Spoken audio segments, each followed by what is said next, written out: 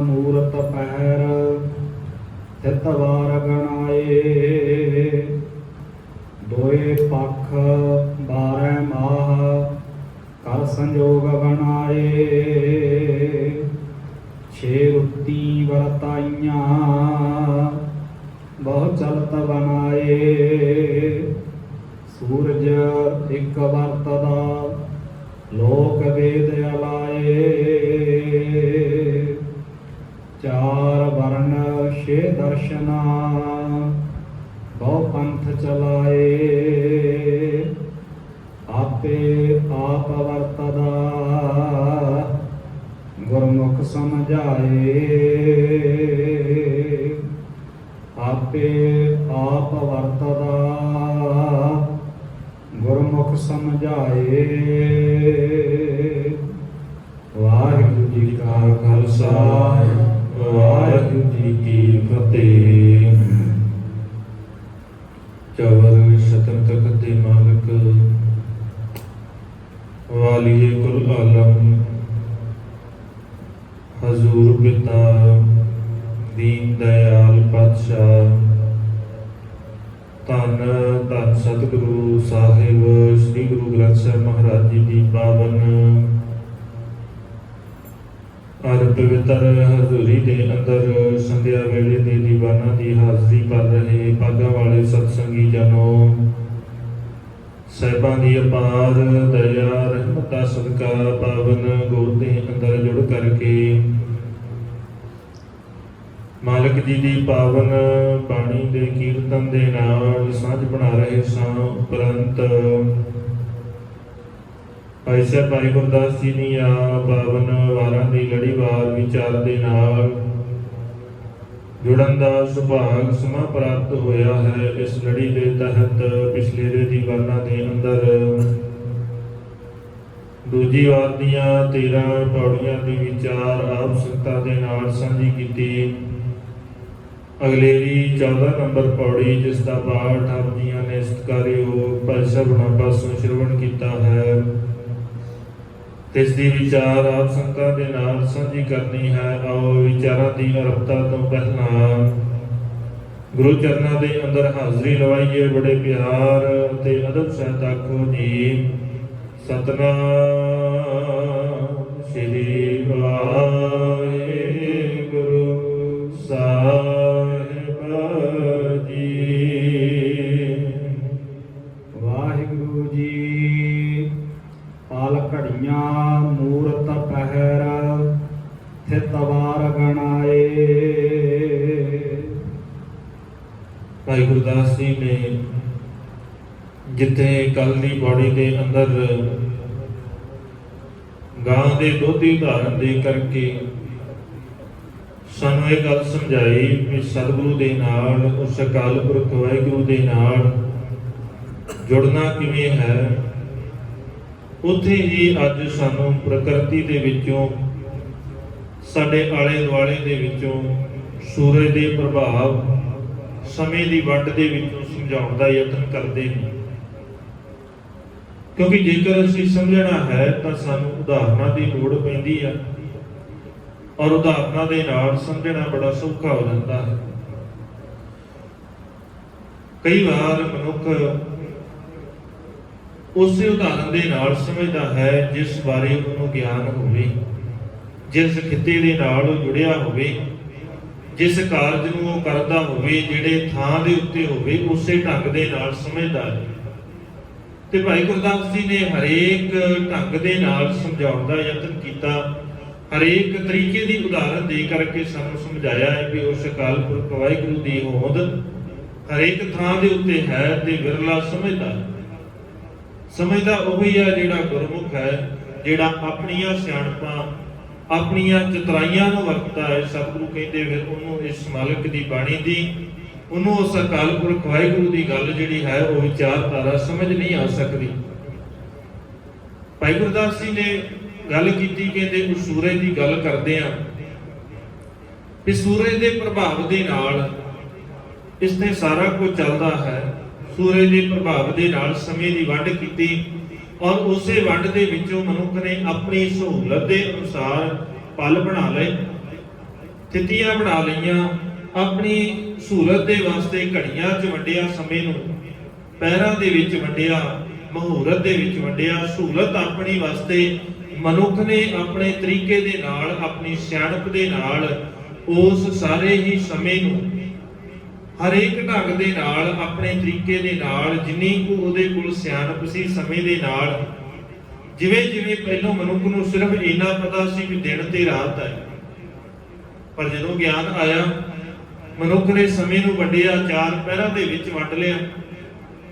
ਥੋੜੀ ਜੀ ਸੋਝੀ ਹੋਰ ਆਈ ਤੇ 4 ਪਹਿਰਾਂ ਤੋਂ ਘੜੀਆਂ ਦੇ ਵਿੱਚ ਵੰਡਿਆ, ਉਹਨਾਂ ਘੜੀਆਂ ਤੋਂ ਪਲਾਂ ਦੇ ਵਿੱਚ ਵੰਡਿਆ, ਵਿਸ਼ਵਾਂ ਦੇ ਵਿੱਚ ਵੰਡਿਆ, ਜੱਸਿਆਂ ਦੇ ਵਿੱਚ ਵੰਡਿਆ। ਅਸੀਂ ਅੱਜ ਆਪਣੇ ਤਰੀਕੇ ਦੇ ਨਾਲ, ਨਵੇਂ ਤਰੀਕੇ ਦੇ ਨਾਲ ਅਸੀਂ ਸਮੇਂ ਦੀ ਵੰਡ ਰੱਖੀ।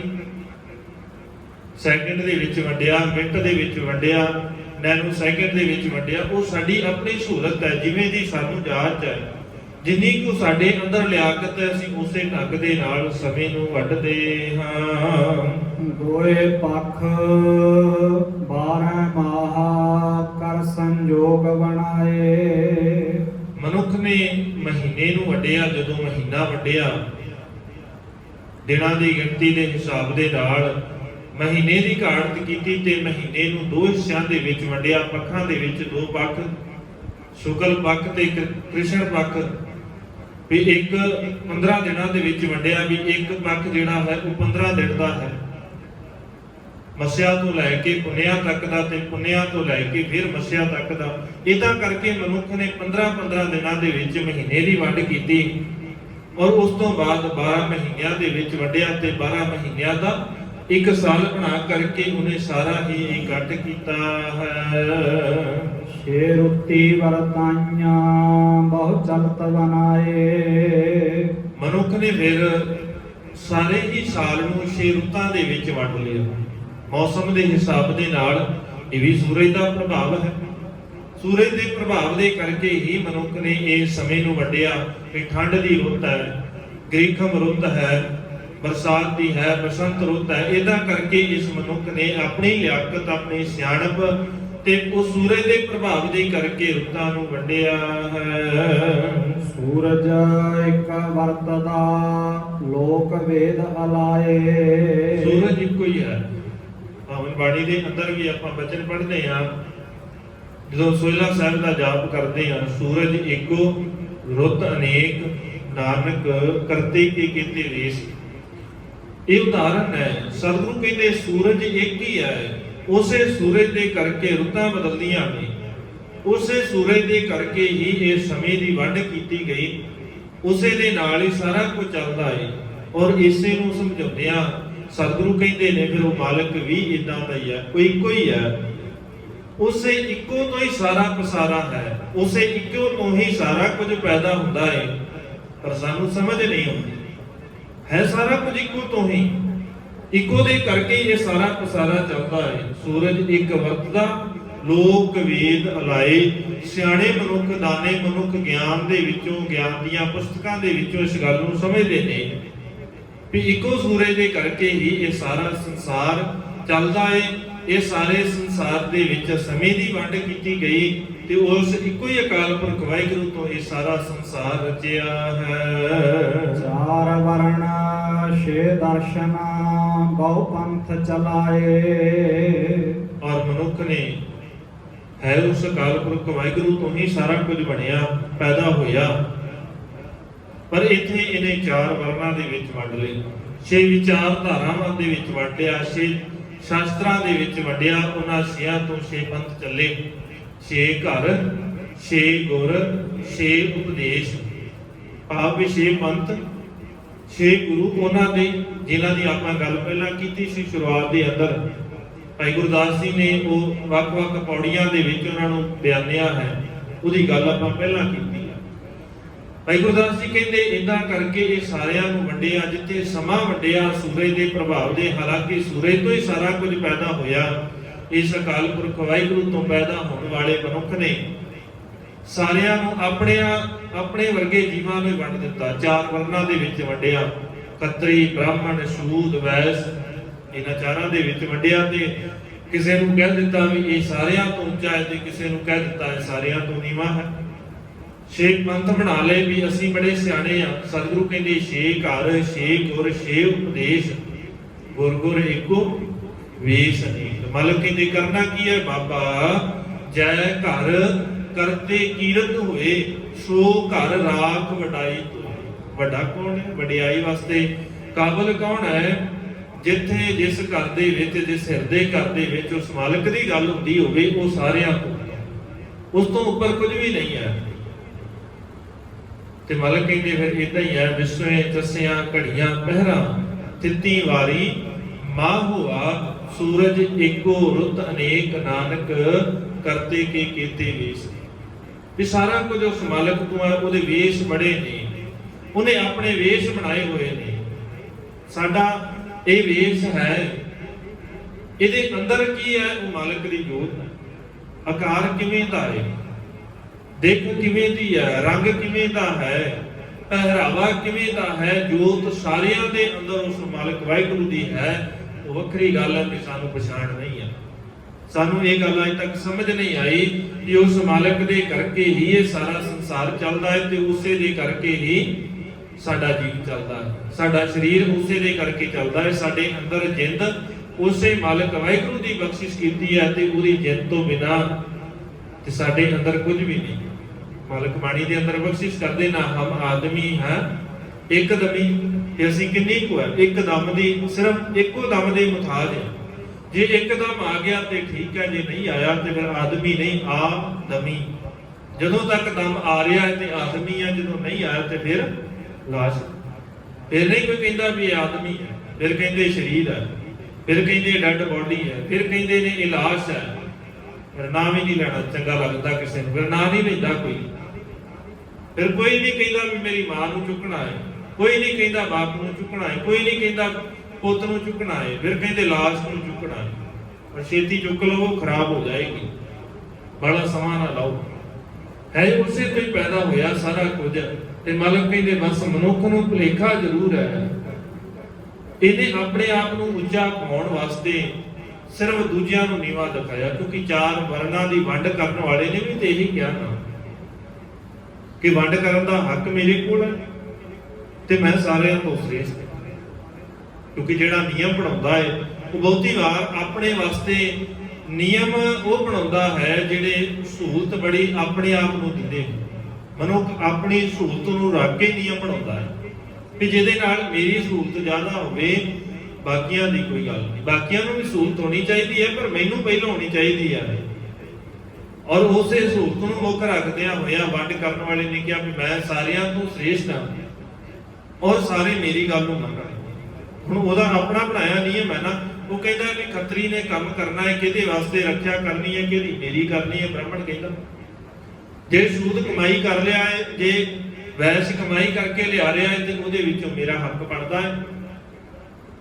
ਜੇ ਸ਼ੂਦਰ ਨੇ ਕੁਝ ਕਰਨਾ ਹੈ ਤੇ ਉਹ ਕੀ ਕਰਨਾ ਹੈ, ਸਿਰਫ ਮੇਰੀ ਖਿਦਮਤ ਕਰਨੀ ਹੈ, ਜੋ ਮੈਂ ਕਹਿੰਦਾ ਉਹ ਹੀ ਕਰਨਾ ਹੈ, ਹੋਰ ਨਹੀਂ ਕੁਝ ਕਰ ਸਕਦਾ। ਇਤੋਂ ਤੱਕ ਕਿ ਜੇ ਮੈਂ ਨਿਯਮ ਬਣਾਉਣ ਲੱਗਿਆ, ਆਪਣੇ ਆਪ ਨੂੰ ਉੱਚੇ ਕਮਾਉਣ ਵਾਲਿਆਂ ਨੇ ਇਹ ਵੀ ਨਿਯਮ ਬਣਾਇਆ ਵੀ ਜੇ ਮੈਂ ਕਿਤੇ ਚੋਰੀ ਕਰਦਾ ਫੜਿਆ ਜਾਵਾਂ ਫਿਰ ਉਹਦਾ ਦੋਸ਼ੀ ਮੈਂ ਨਹੀਂ ਹਾਂ। ਉਹਦਾ ਦੋਸ਼ੀ ਕੌਣ ਹੈ? ਜਿਹੜਾ ਸਮੇਂ ਦਾ ਹਾਕਮ ਹੈ। ਕਿਉਂਕਿ ਉਹਦੇ ਕਰਕੇ ਮੈਨੂੰ ਚੋਰੀ ਕਰਨੀ ਪਏ ਵੀ ਉਹਦੇ ਕੋਲ ਇੰਨੀ ਸਮਰੱਥਾ ਨਹੀਂ ਵੀ ਮੇਰਾ ਢਿੱਡ ਭਰ ਸਕੇ, ਮੇਰੀਆਂ ਜ਼ਰੂਰਤਾਂ ਨੂੰ ਪੂਰੀਆਂ ਕਰ ਸਕੇ। ਇਸ ਕਰਕੇ ਕਸੂਰਵਾਰ ਮੈਂ ਨਹੀਂ ਹਾਂ। ਮੇਰੇ ਚੋਰੀ ਕਰਨ ਦੀ ਸਜ਼ਾ ਮੈਨੂੰ ਨਹੀਂ ਦਿੱਤੀ ਜਾਵੇਗੀ, ਮੇਰੇ ਚੋਰੀ ਕਰਨ ਦੀ ਸਜ਼ਾ ਸਮੇਂ ਦੇ ਹਾਕਮ ਨੂੰ ਦਿੱਤੀ ਜਾਣੀ ਚਾਹੀਦੀ ਹੈ। ਨਿਯਮ ਉਹਨੇ ਬਣਾਇਆ, ਆਪ ਬਣਾਇਆ, ਆਪਣੀ ਸੋਚ ਦੇ ਹਿਸਾਬ ਦੇ ਨਾਲ ਬਣਾਇਆ। ਦੂਜਿਆਂ ਨੂੰ ਮੌਤ ਦੀ ਸਜ਼ਾ ਦਿੱਤੀ ਜਾ ਸਕਦੀ ਹੈ ਪਰ ਮੈਨੂੰ ਮੌਤ ਦੀ ਸਜ਼ਾ ਨਹੀਂ ਦਿੱਤੀ ਜਾ ਸਕਦੀ। ਮੈਨੂੰ ਮਾਰਿਆ ਨਹੀਂ ਜਾ ਸਕਦਾ, ਗਲਤੀ ਭਾਵੇਂ ਮੇਰੀ ਕਿੰਨੀ ਵੀ ਹੋਵੇ, ਮੈਨੂੰ ਮਾਰਨ ਦਾ ਸਾਰਿਆਂ ਤੋਂ ਵੱਡਾ ਪਾਪ ਹੈ। ਨਿਯਮ ਸੀ, ਆਪ ਬਣਾਇਆ ਹੈ ਤੇ ਆਪਣੀ ਸਹੂਲਤ ਹੈ। ਭਾਈ ਗੁਰਦਾਸ ਜੀ ਕਹਿੰਦੇ ਮਨੁੱਖ ਨੇ ਆਪਣੇ ਆਪ ਨੂੰ ਇਦਾਂ ਵੰਡਿਆ ਜ਼ਰੂਰ ਹੈ। ਸਿਆਣਿਆਂ ਨੇ, ਅਖਵਾਉਣ ਵਾਲਿਆਂ ਨੇ 4 ਵਰਨ 6 ਦਰਸ਼ਨਾਂ ਬਹੁ ਪੰਥ ਚਲਾਏ। 4 ਵਰਨਾਂ ਦੇ ਵਿੱਚ ਵੰਡਿਆ, 6 ਦਰਸ਼ਨ ਸ਼ਾਸਤਰ ਚਲਾਏ ਤੇ ਕਈ ਪੰਥ ਚਲਾ ਲਏ। ਇਹਨਾਂ ਪੰਥਾਂ ਦੇ ਨਾਲ ਪੱਲੇ ਕੁਝ ਵੀ ਨਹੀਂ, ਪ੍ਰਾਪਤੀ ਕੁਝ ਵੀ ਨਹੀਂ ਹੋਈ ਕਿਉਂਕਿ ਹਰੇਕ ਨੇ ਵੰਡਿਆ ਹੈ। ਇਹਨਾਂ ਨੇ 4 ਦੇ ਵਿੱਚ ਵੰਡਿਆ। ਕਿਸੇ ਨੇ 6 ਦੇ ਵਿੱਚ ਵੰਡਿਆ, ਕਿਸੇ ਨੇ 12 ਦੇ ਵਿੱਚ ਵੰਡਿਆ। ਹੁਣ ਹਰੇਕ ਕਹਿੰਦਾ ਹੈ ਨਾ ਕਿ ਮੈਂ ਸਿਆਣਾ ਵਾਂ ਤੇ ਮੈਂ ਆਪਣੇ ਢੰਗ ਦੇ ਨਾਲ ਇਹਦੀ ਵਿਆਖਿਆ ਕਰਾਂਗੇ ਤੇ ਆਪਣੇ ਢੰਗ ਦੇ ਨਾਲ ਮੈਂ ਇਹਦੀ ਵੰਡ ਕਰਾਂਗਾ।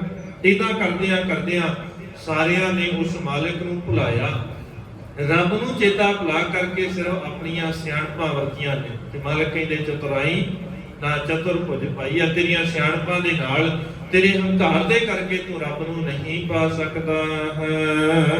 ਆਪੇ ਆਪ ਵਰਤਦਾ ਗੁਰਮੁਖ ਸਮਝਾਏ। ਤੇ ਜਿਹੜਾ ਗੁਰਮੁਖ ਹੈ ਹਮੇਸ਼ਾ ਇੱਕੋ ਹੀ ਗੱਲ ਸਮਝਾਉਂਦਾ ਹੈ। ਭਾਈ ਗੁਰਦਾਸ ਜੀ ਕਹਿੰਦੇ ਗੁਰਮੁਖ ਦਾ ਫਰਜ਼ ਹੈ ਇਸ ਗੱਲ ਨੂੰ ਸਮਝਾਉਣਾ ਤੇ ਸਮਝਣਾ ਕਿ ਉਹ ਆਪੇ ਆਪ ਵਰਤਦਾ, ਵੀ ਸਾਰਿਆਂ ਦੇ ਅੰਦਰ ਉਹ ਆਪ ਵਰਤਦਾ ਹੈ। ਕੋਈ ਨੀਵਾਂ ਨਹੀਂ ਹੈ, ਕੋਈ ਉੱਚਾ ਨਹੀਂ ਹੈ, ਇੱਥੇ ਸਾਰੇ ਬਰਾਬਰ ਨੇ, ਕਿਉਂਕਿ ਸਾਰਿਆਂ ਦੇ ਅੰਦਰ ਉਹ ਮਾਲਕ ਵਸਦਾ ਹੈ ਤੇ ਵਰਤਦਾ ਹੈ। ਤੂੰ ਉੱਚਾ ਹੋ ਸਕਦਾ ਹੈ ਆਪਣੀਆਂ ਕਰਤੂਤਾਂ ਦੇ ਕਰਕੇ, ਤੇ ਨੀਵਾਂ ਵੀ ਹੋਏਗਾ ਤੇ ਆਪਣੀਆਂ ਕਰਤੂਤਾਂ ਕਰਕੇ, ਜਨਮ ਕਰਕੇ। ਕੋਈ ਉੱਚਾ ਤੇ ਨੀਵਾਂ ਨਹੀਂ, ਕਿਉਂਕਿ ਨੀਵੇਂ ਦੀ ਗੱਲ ਵੀ ਬਾਣੀ ਨੇ ਕੀਤੀ ਹੈ ਤੇ ਉੱਚੇ ਦੀ ਗੱਲ ਵੀ ਕੀਤੀ ਹੈ, ਸ੍ਰੇਸ਼ਟ ਦੀ ਗੱਲ ਵੀ ਕੀਤੀ ਹੈ ਤੇ ਜਿਹੜਾ ਬੜਾ ਨਖਿੱਧ ਹੈ ਉਹਦੀ ਗੱਲ ਵੀ ਕੀਤੀ ਹੈ। ਪਰ ਉੱਥੇ ਕਰਮਾਂ ਨੂੰ ਦੇਖਿਆ ਜਾਂਦਾ ਹੈ। ਸਤਿਗੁਰੂ ਨੇ ਕਰਤੂਤਾਂ ਦੀ ਗੱਲ ਕੀਤੀ ਹੈ, ਪਹਿਰਾਵਿਆਂ ਦੀ, ਦਿੱਖ ਦੀ, ਬੋਲਣ ਦੇ ਢੰਗ ਦੀ ਗੱਲ ਨਹੀਂ ਕੀਤੀ। ਸਾਡੀ ਦਿੱਖ ਦੇ ਨਾਲ ਕੋਈ ਬਹੁਤਾ ਫਰਕ ਨਹੀਂ ਪੈਂਦਾ। ਫਰਕ ਪੈਂਦਾ ਹੈ ਸਾਡੇ ਅੰਦਰ ਦੀ ਭਾਵਨਾ ਕਿਵੇਂ ਦੀ, ਸਾਡਾ ਰਹਿਣ ਦਾ ਤਰੀਕਾ ਕਿਵੇਂ ਦਾ ਹੈ, ਸਾਡਾ ਜੀਣ ਦਾ ਤਰੀਕਾ ਕਿਵੇਂ ਦਾ ਹੈ, ਗੁਰੂ ਦੀ ਮੱਤ ਦੇ ਅਨੁਸਾਰ ਹੀ ਹੈ ਜਾਂ ਨਹੀਂ। ਸਤਿਗੁਰੂ ਕਹਿੰਦੇ ਜਿਸ ਦਿਨ ਇਹ ਗੱਲ ਸਮਝ ਆ ਗਈ ਕਿ ਤੇਰੇ ਜੀਣ ਦਾ ਤਰੀਕਾ ਰੱਬ ਜੀ ਵਾਲਾ ਹੈ ਕਿ ਨਹੀਂ, ਤਾਂ ਹੀ ਤਾਂ ਮਾਲਕ ਨੇ ਸਾਨੂੰ ਇਹ ਉਪਦੇਸ਼ ਦਿੱਤਾ ਹੈ। ਫਿਰ ਰੋਜ਼ਾਨਾ ਆਪਣੇ ਆਪ ਨੂੰ ਚਿਤਾਰਿਆ ਕਰ ਬੰਦੇ, ਖੋਜ ਦਿਲ ਹਰ ਰੋਜ਼, ਨਾ ਫਿਰ ਪਰੇਸ਼ਾਨੀ ਮਾਹੇ। ਤੂੰ ਚੇਤਾ ਰੱਖਿਆ ਕਰ, ਆਪਣੇ ਆਪ ਨੂੰ ਖੋਜਿਆ ਕਰ, ਸਾਰਾ ਦਿਨ ਕੀ ਕੀਤਾ ਹੈ, ਸਾਰਾ ਦਿਨ ਕਿਦਾਂ ਦੇ ਕਰਮ ਕੀਤੇ ਨੇ, ਚੰਗੇ ਨੇ, ਜਿਹੜੇ ਗੁਰੂ ਨੇ ਕਹੇ ਉਦਾਂ ਦੇ ਕੀਤੇ ਨੇ, ਗੁਰੂ ਦੀ ਮੱਤ ਦੇ ਅਨੁਸਾਰ ਹੀ ਹੈਗੇ ਜਾਂ ਨਹੀਂ। ਸਤਿਗੁਰੂ ਕਹਿੰਦੇ ਜਿਸ ਦਿਨ ਇਹ ਕਰਨ ਲੱਗ ਜਾਏਗਾ ਫਿਰ ਪਰੇਸ਼ਾਨੀਆਂ ਖਤਮ ਹੋ ਜਾਣਗੀਆਂ, ਕਿਉਂਕਿ ਸਾਨੂੰ ਪਤਾ ਲੱਗ ਜਾਏਗਾ ਨਾ ਅੱਜ ਕਿਹੜੀ ਗਲਤੀ ਕੀਤੀ ਹੈ ਤੇ ਕੱਲ ਨੂੰ ਦੁਹਰਾਵਾਂਗੇ ਨਹੀਂ। ਮਤਲਬ ਕਹਿੰਦੇ ਬਸ ਇਸੇ ਗੱਲ ਨੂੰ ਸਮਝਣਾ ਹੈ। ਭਾਈ ਗੁਰਦਾਸ ਜੀ ਵੀ ਉਸੇ ਗੱਲ ਨੂੰ ਕਹਿੰਦੇ ਨੇ, ਆਪੇ ਆਪ ਵਰਤਦਾ ਗੁਰਮੁਖ ਸਮਝਾਏ। ਗੁਰੂ ਜਿਹੜਾ ਹੈ ਉਹ ਗੁਰਬਾਣੀ ਦੇ ਰਾਹੀਂ ਸਤਿਗੁਰੂ ਸਮਝਾਉਂਦੇ ਨੇ, ਗੁਰੂ ਕੇ ਪਿਆਰੇ ਉਸ ਗੱਲ ਨੂੰ ਸਮਝ ਕੇ ਦੱਸਦੇ ਨੇ, ਸਮਝਾਉਂਦੇ ਨੇ ਇਸ ਗੱਲ ਨੂੰ ਵੀ ਉਹ ਮਾਲਕ ਆਪਣੇ ਆਪ ਵਰਤਦਾ ਹੈ। ਤੇਰੇ ਵੰਡ ਕੀਤਿਆਂ ਜੀਵਾਂ ਦੇ ਅੰਦਰ ਕਿਸੇ ਨੂੰ ਉੱਚਾ ਤੇ ਨੀਵਾਂ ਦੱਸਿਆ ਕੋਈ ਫਰਕ ਨਹੀਂ ਪੈਣਾ। ਤੂੰ ਕਹੀ ਜਾ, ਜਿੱਦਾਂ ਅਸੀਂ ਕਹੀ ਜਾਈਏ ਸਿਆਣਪ ਦੇ ਨਾਲ, ਕੋਈ ਆਪਣੇ ਆਪ ਨੂੰ ਸਿਆਣਾ ਕਹਾਉਣ ਵਾਲਾ ਕਹੀ ਜਾਵੇ ਵੀ ਜੀ ਸੂਰਜ ਦੇ ਕਰਕੇ ਕੁਝ ਨਹੀਂ ਹੁੰਦਾ, ਮੇਰੇ ਕਰਕੇ ਹੋ ਰਿਹਾ ਹੈ, ਇਹ ਵੰਡ ਮੈਂ ਕੀਤੀ ਹੈ ਤਾਂ ਵੰਡ ਹੋਈ ਹੈ, ਮੈਂ ਕੀਤਾ ਹੈ ਤਾਂ ਹੋਇਆ ਹੈ, ਪਰ ਮੇਰੇ ਕੀਤਾ ਤੇ ਕੁਝ ਨਹੀਂ ਨਾ ਹੋਇਆ। ਮੈਂ ਸਮੇਂ ਦਾ ਨਾਮ ਰੱਖਿਆ ਜ਼ਰੂਰ ਹੈ, ਸਮੇਂ ਦਾ ਨਾਂ ਹੀ ਰੱਖਿਆ ਨਾ, ਤੇ ਹਰੇਕ ਨੇ ਆਪਣੇ ਢੰਗ ਦੇ ਨਾਲ ਰੱਖਿਆ, ਹਰੇਕ ਨੇ ਆਪਣੇ ਢੰਗ ਨਾਲ ਰੱਖਿਆ ਹੈ ਨਾ। ਜਿਹੜੇ ਇਸਲਾਮ ਧਰਮ ਨੂੰ ਮੰਨਣ ਵਾਲੇ ਨੇ ਉਹਨਾਂ ਦੇ ਵਾਰਾਂ ਦੇ ਨਾਮ ਹੋਰ ਨੇ, ਉਹਨਾਂ ਦੇ ਮਹੀਨਿਆਂ ਦੇ ਨਾਮ ਹੋਰ ਨੇ। ਜਿਹੜੇ ਦੂਜੇ ਨੇ ਅੰਗਰੇਜ਼, ਉਹਨਾਂ ਨੇ ਆਪਣੇ ਹਿਸਾਬ ਦੇ ਨਾਲ ਨਾਮ ਰੱਖੇ ਨੇ ਤੇ ਇੱਥੇ ਆਪਣੇ ਹਿਸਾਬ ਦੇ ਨਾਲ ਰੱਖੇ ਨੇ, ਅਸੀਂ ਕੁਝ ਹੋਰ ਕਹਿੰਦੇ ਹਾਂ। ਬਾਬੇ ਅਸੀਂ ਆਪਣੀ ਸਹੂਲਤ ਦੇ ਵਾਸਤੇ ਨਾਮ ਜ਼ਰੂਰ ਰੱਖੇ ਨੇ, ਪਰ ਸਾਡੇ ਨਾਮ ਰੱਖਣ ਦੇ ਨਾਲ ਜੋ ਅਸਲ ਚੀਜ਼ ਹੈ ਉਹ ਨਹੀਂ ਬਦਲਣੀ। ਸਾਡੇ ਨਾਮ ਰੱਖਣ ਦੇ ਨਾਲ ਸੂਰਜ ਦਾ ਚੱਕਰ ਨਹੀਂ ਬਦਲ ਜਾਣਾ, ਉਹਦਾ ਟਿਕਾ ਜਿਹੜਾ ਹੈ ਉਹ ਟਿਕਾ ਬਣਿਆ ਰਹਿਣਾ। ਭਾਵੇਂ ਦੁਨੀਆ ਦੇ ਲੋਕ ਕਹਿੰਦੇ ਹੋਣ ਵੀ ਸੂਰਜ ਘੁੰਮਦਾ ਹੈ, ਉਹ ਆਪਣੇ ਟਿਕਾ ਦੇ ਉੱਤੇ ਹੈ। ਸਾਡੇ ਕਹਿਣ ਦੇ ਨਾਲ ਧਰਤੀ ਨੇ ਘੁੰਮਣਾ ਬੰਦ ਨਹੀਂ ਕਰ ਦੇਣਾ ਵੀ ਅਸੀਂ ਕਹੀਏ ਵੀ ਨਾ ਜੀ ਇੱਧਰ ਨੂੰ ਅਸੀਂ ਨਾਮ ਹੋਰ ਰੱਖਿਆ ਤੇ ਸਾਡੇ ਨਾਮ ਰੱਖਣ ਦੇ ਨਾਲ ਧਰਤੀ ਸਾਡੇ ਹਿਸਾਬ ਦੇ ਨਾਲ ਘੁੰਮੇਗੀ। ਦੂਜਾ ਕਵੇ ਵੀ ਨਹੀਂ ਅਸੀਂ ਆਹ ਨਾਂ ਰੱਖਿਆ ਤੇ ਸਾਡੇ ਹਿਸਾਬ ਦੇ ਨਾਲ ਘੁੰਮੇਗੀ। ਸਤਿਗੁਰੂ ਕਹਿੰਦੇ ਵੀ ਤੂੰ ਜਿੰਨਾ ਮਰਜ਼ੀ ਕਹੀ ਜਾ, ਤੇ ਤੇਰਾ ਰੱਬ ਕੁਝ ਹੋਰ ਕਹਿੰਦਾ ਹੈ, ਤੇਰਾ ਰੱਬ ਕੋਈ ਹੋਰ ਹੈ, ਤੂੰ ਰੱਬ ਦੇ ਨਾਂ ਰੱਖ ਲੈ। ਤੇਰੇ ਨਾਮ ਰੱਖਿਆ ਰੱਬ ਦੇ ਕੀ ਫਰਕ ਪੈਣਾ ਹੈ? ਕੋਈ ਫਰਕ ਨਹੀਂ ਪੈਣਾ। ਤੇਰੇ ਨਾਮ ਰੱਖਿਆ ਤੇ ਰੱਬ ਦਾ ਤੂੰ ਆਹ ਨਾਮ ਰੱਖ ਲਿਆ ਤੇ ਉਹਦਾ ਜਿਹੜਾ ਨਿਯਮ ਹੈ ਉਹ ਬਦਲ ਜਾਏਗਾ। ਨਾ ਤੇ ਤੇਰੇ ਨਾਮ ਰੱਖਣ ਦੇ ਨਾਲ ਰੱਬ ਦਾ ਨਿਯਮ ਬਦਲਣਾ ਹੈ, ਨਾ ਤੇਰੇ ਉਸਤਤ ਕਰਨ ਦੇ ਤਰੀਕੇ ਦੇ ਨਾਲ ਰੱਬ ਦਾ ਨਿਯਮ ਬਦਲਣਾ ਹੈ। ਤੂੰ ਸਿੱਖਣਾ ਹੈ ਰੱਬ ਦੇ ਨਿਯਮਾਂ ਦੇ ਵਿੱਚੋਂ ਜੀਣਾ। ਅਸੀਂ ਇਹ ਕਰਨਾ ਸੀ, ਜੀਣਾ ਸਿੱਖਣਾ ਸੀ ਰੱਬ ਦੇ ਨਿਯਮ ਦੇ ਵਿੱਚੋਂ। ਉਹੀ ਗੱਲ ਗੁਰੂ ਕੇ ਪਿਆਰੇ ਗੁਰਬਾਣੀ ਦੇ ਰਾਹੀਂ, ਸਤਿਗੁਰੂ ਨੇ ਬਾਣੀ ਦੇ ਰਾਹੀਂ ਸਾਨੂੰ ਉਹੀ ਗੱਲ ਸਮਝਾਈ ਹੈ। 35 ਮਹਾਂਪੁਰਖਾਂ ਨੇ ਬਾਣੀ ਦੇ ਅੰਦਰ ਉਸੇ ਗੱਲ ਨੂੰ ਸਮਝਾਇਆ।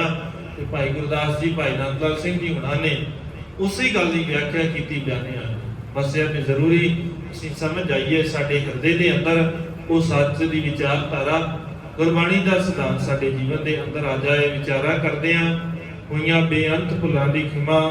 ਬੁਲਾਓ ਜੀ ਫਤਿਹ, ਆਖੋ ਜੀ ਵਾਹਿਗੁਰੂ ਜੀ ਕਾ ਖਾਲਸਾ, ਵਾਹਿਗੁਰੂ ਜੀ ਕੀ ਫਤਿਹ।